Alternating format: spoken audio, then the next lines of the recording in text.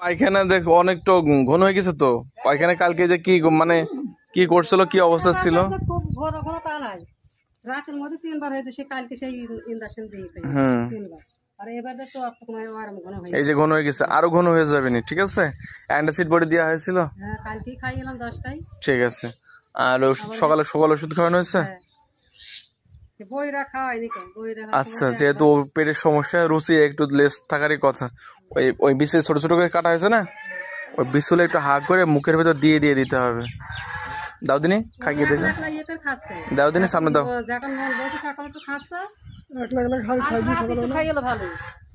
রাত্রি খেলো তাই না কাল রাতে একটু খাইলো এই সকালবেলা একটু খাওয়া কম খাচ্ছে রাতে খেলো অল্প করে নাও অল্প করে নাও হ্যাঁ অল্প করে নাও নিয়ে দাও